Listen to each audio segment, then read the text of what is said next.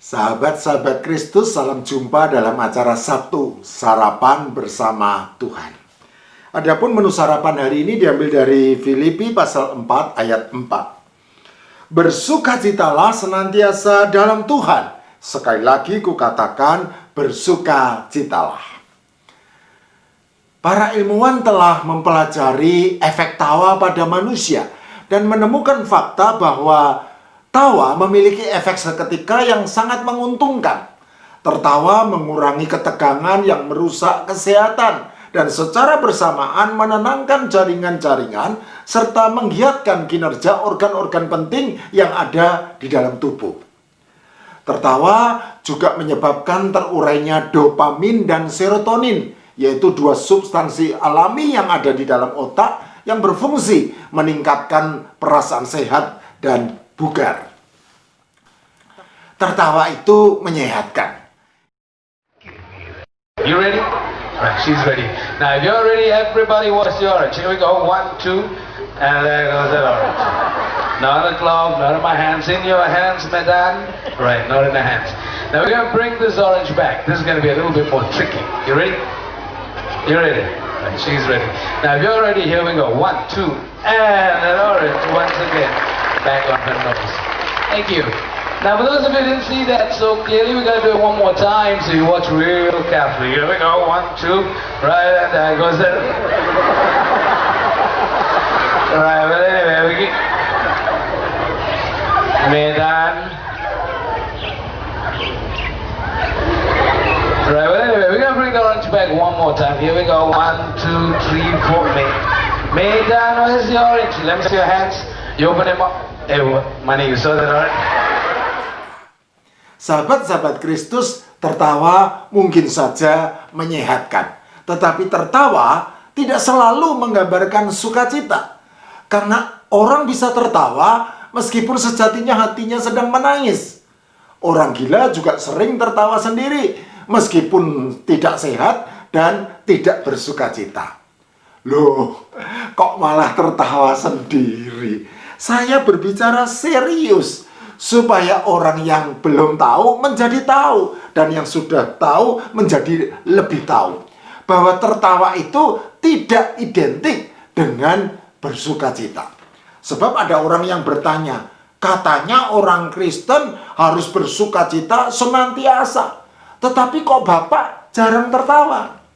Ya iyalah, tertawa itu kan harus ada konteksnya, harus ada sebabnya. Juga tergantung situasi dan kondisi, tergantung keadaan. Tidak asal tertawa, ada konteksnya, ada sebabnya.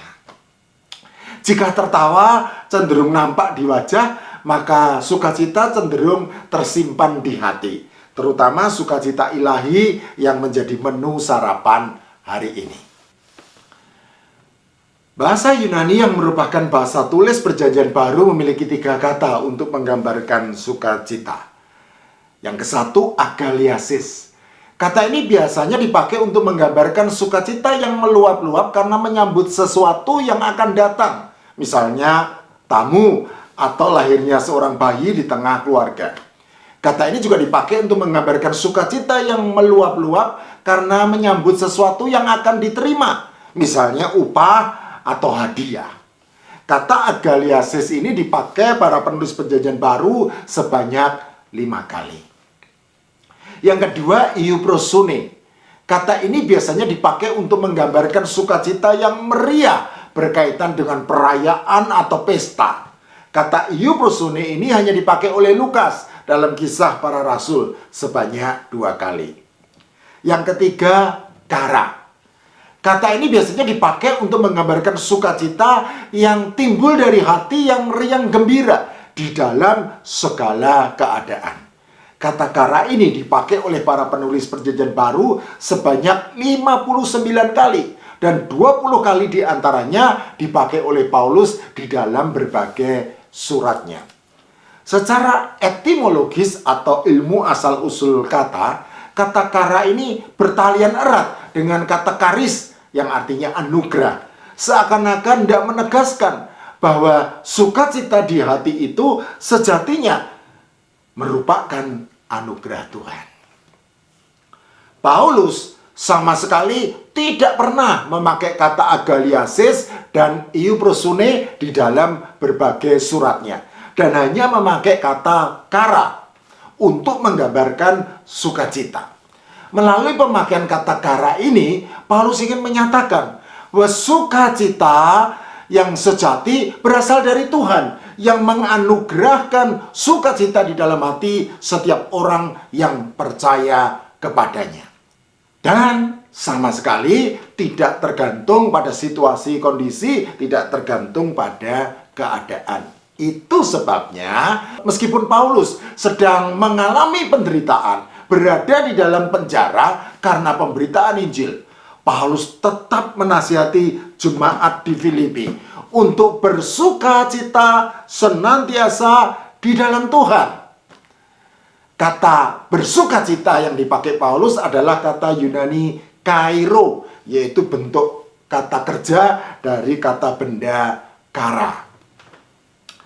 Kara adalah sukacita yang dianugerahkan Tuhan oleh kuasa Roh Kudus di dalam hati setiap orang percaya sebagai buah roh. Galatia pasal 5 ayat 22 sampai 23. Dan bukan sukacita yang bersifat situasional, yang tergantung pada situasi, tergantung pada keadaan.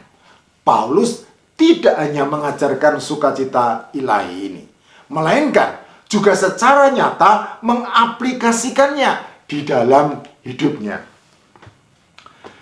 Meskipun didera lalu dipenjara dengan kedua kaki dibelenggu pasung yang kuat, Paulus tetap bersukacita.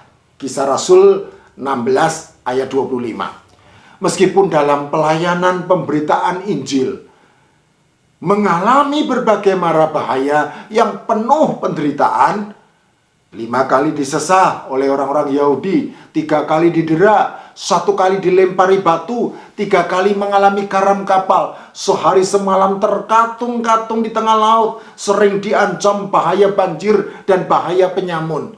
Bahaya dari pihak orang-orang Yahudi maupun bahaya dari saudara-saudara palsu.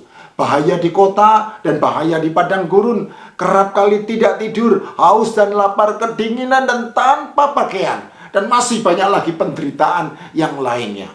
Paulus tetap memuji Allah dan bersukacita di dalam Tuhan. 2 Korintus pasal 11 ayat 23 sampai 31. Jadi, nasihat Paulus kepada jemaat di Filipi untuk bersukacita senantiasa di dalam Tuhan bukanlah nasihat palsu yang tidak bisa dilakukan. Apakah bisa bersukacita senantiasa? Bisa saja, asalkan bersukacita di dalam Tuhan. Paulus sudah membuktikan bahwa ia bisa bersukacita senantiasa di dalam Tuhan. Dan hal itu berarti bahwa setiap orang yang percaya kepada Tuhan Yesus Kristus sejatinya juga bisa bersukacita senantiasa. Karena sukacita tidak tergantung pada keadaan, tetapi tergantung pada hati. Asalkan hati sudah dipenuhi sukacita oleh Allah Roh Kudus, maka sukacita itu senantiasa hadir dalam segala situasi dan kondisi, ada dalam segala keadaan. Sahabat-sahabat Kristus, yang menjadi pertanyaan bagi kita semua adalah, masih adakah sukacita di tengah bencana pandemi virus corona ini? Bencana yang berkepanjangan, sudah berbulan-bulan menguras emosi, memeras pikiran, memporak-porandakan perekonomian, mengganggu kesehatan, dan bahkan merenggut nyawa. Banyak orang menjadi stres, meningkat menjadi depresi, lalu terganggu jiwanya. Senyum, senyum, cengar, cengir, tertawa sendiri. Nah, gejala semacam ini bukanlah gambaran sukacita. Bencana pandemi virus corona tidak hanya menguras emosi dan memeras pikiran, tetapi juga merampas sukacita. Hati sedih pikiran lelah, maka hilang juga sukacita. Bencana pandemi virus corona tidak hanya memporak-porandakan perekonomian, tetapi juga merampas sukacita. Bisnis sepi, usaha bangkrut, PHK terjadi, maka hilang juga sukacita. Bencana pandemi virus corona tidak hanya mengganggu kesehatan dan merenggut nyawa, tetapi juga merampas sukacita. Keluarga sakit, orang yang dikasihi meninggal, maka hilang juga sukacita. Masih adakah sukacita?